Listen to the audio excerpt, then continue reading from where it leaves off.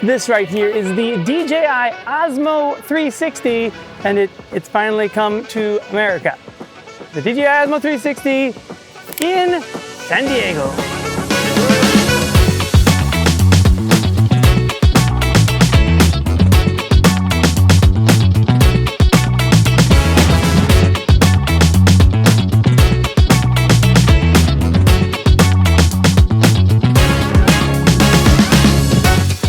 That is right, the DJI Osmo 360 has now come to America. And this thing's been out for like 3 weeks now, so this video, it is a bit tricky because most of you have already seen this thing, you've already seen what it looks like, you've already seen some footage from it, maybe you've seen some specs, but today's my first look. I've had this thing for 2 weeks now, and I'm gonna tell you what I think about it. And we'll talk specs, but really I'm gonna focus on like what this thing is like to actually shoot, what it is like to use from someone that has used 360 cameras for 5-6 years now, extensively. And look, yes, that is true, but we're gonna talk about the elephant in the room, because there is an elephant in the room on this new action camera. But this is exciting, like it's exciting that DJI has entered the arena with mainly Insta360, because GoPro's got one. It is very dusty. GoPro has their Max, Insta360's got their X5,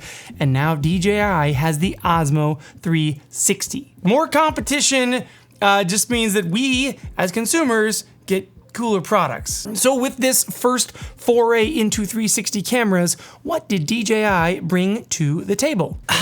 Build-wise, this thing is very DJI. Like, it is very, like, if you have an Action 5, really any of the Action series cameras, if you kind of know what these feel like the build quality of one of these things, this feels very much like that. Like, you pick it up and you're like, oh yeah, DJI for sure made that. They did go very like more blocky with their camera than the Insta360 kind of more went like that long route, or the long form factor, and GoPro went very square, and now these guys have kind of come in like right in the middle, like not square, but definitely more that style. They also put the lenses centered as opposed to offset like the GoPro, which I never understood why they would do that. It weighs 183 grams, and it does have 105 gigabytes of built-in storage. So it has an SD card slot inside the battery door there, but it also does have built-in storage. Now that tricked the heck out of me the first time that I went out shooting it, because I came back,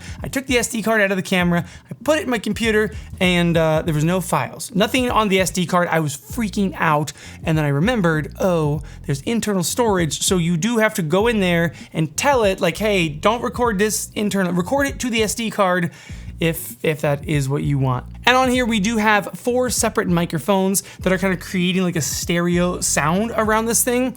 And the built-in audio, it sounds good. It is action camera, so it sounds like an action camera. All right, we're gonna peg this as the ideal conditions audio test. So right now there is basically no wind. I would say the tiniest bit of wind. How do the speakers sound? So this is no wind at all. We will jump to some wind noise, and then we'll go to the beach where there's wind and wave noise. All right, here's a bit of a challenge of a audio test. Just a tiny bit of wind. There's not much right now, but if I get moving, we'll create some wind. And again, in theory, there are 4 microphones on here that are trying to cancel out wind. We got all the good snacks. We're here with the snack queen for the kids doing an audio test of the DJI Osmo 360. I would say light wind currently, but the camera, you know, it's out there quite a bit. There are 4 microphones on this camera, so stereo audio, but the biggest deal with the Osmo 360 is that it can pair to DJI's mics. So they're Mic Minis or the DJI Mic 2s. You can pair this with either of those, and then you have probably much better audio than this. I have the DJI Mic 2s on, and Eleanor has one on also, yes. which means that our audio is going straight from here to the camera. So Eleanor, go way over there. That's good right there. Okay, you're so far. But no matter where you go, hey, can you tell me about your outfit today? What are you wearing? I'm wearing a hat and glasses and a a cheetah tank top. No matter where you were, even though you were way over there, the camera could hear you perfectly. Hold on, I'm gonna turn the screen back on. Oh, whoa, look at that tornado. Whoa. Eleanor, there's a tornado right there. Whoa! Wait, Holy cannoli, dude. that was a tornado? Well, yeah, we call them dust devils when they're little like that, but that was a good one. Definitely very ecosystem-esque, which we will talk about more in a bit. Because another thing, part of the ecosystem-esque is that on the bottom, they put a quarter 20 mount in the middle, but they also put DJI's quick release system on there, which is I think what really like guided the form factor of this camera is that they're, normal quick mounts that the Action 5 can mount to. Action 5 mounted, pop that guy off, pop this on, and now Osmo 360 mounted. We'll talk more ecosystem in a little bit because I really think that ecosystem might be this camera's biggest sell feature. First of all, let's talk about the image quality, and it starts with the 1-inch 8K sensor in here that is built specifically for 360 cameras. So it is a square sensor.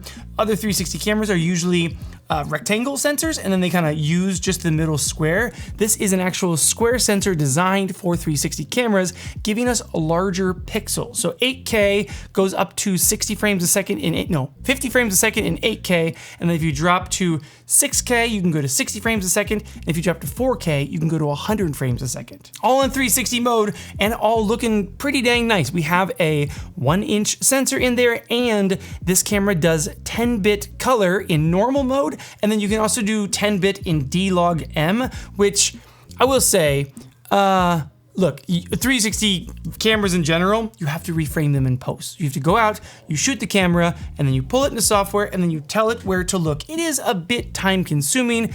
DJI also has their studio software and their app with intelligent tracking. That's made it significantly faster than the past, but it still is an extra step. Then having to do your color grading on top of that, look, everyone chooses their own adventure. You choose how much work you'd like to do in post. They do give you the option. You can shoot D-Log M. None of the footage that I show you today will be D-Log M because I didn't want to do that. In a future comparison video, I will do D-Log M.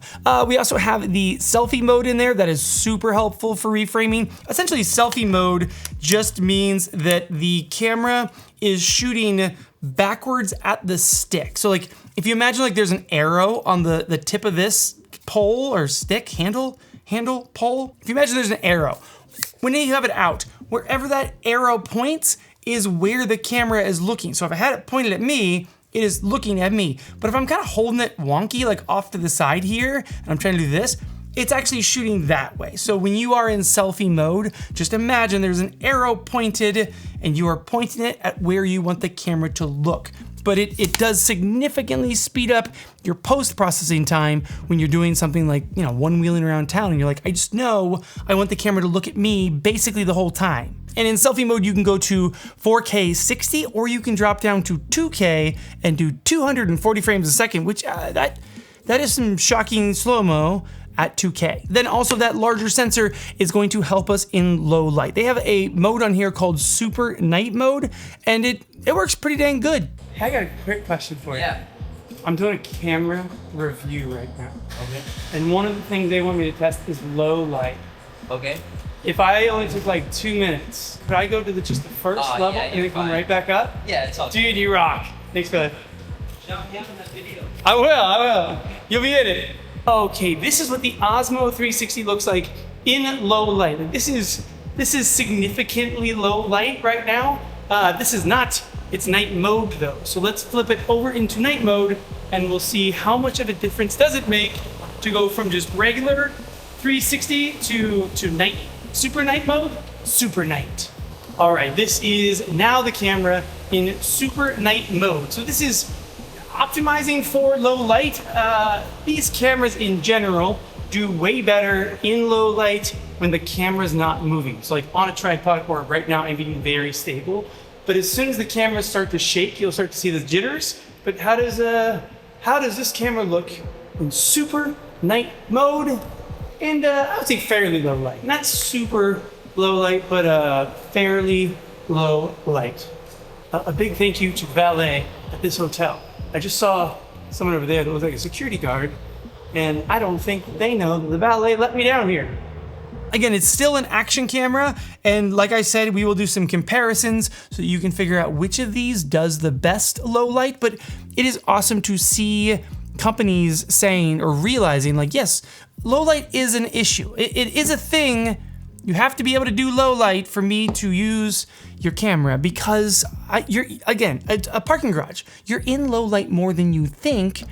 It's not just nighttime. Sorry, my little rant. Lastly, on the spec sheet, and then we'll jump to how this camera has been, 120 megapixel photos out of this thing. Again, the 120 megapixels is like the full 360. So when you reframe, you're getting less than that, obviously, but you are still getting a shockingly high quality image out of this 360 camera. Who would have ever thought that we would have action cameras at 120 megapixels? Like back in the day, my big cameras up there were like, you know, if it was 20 megapixels, it was like, yo, 20 megapixels.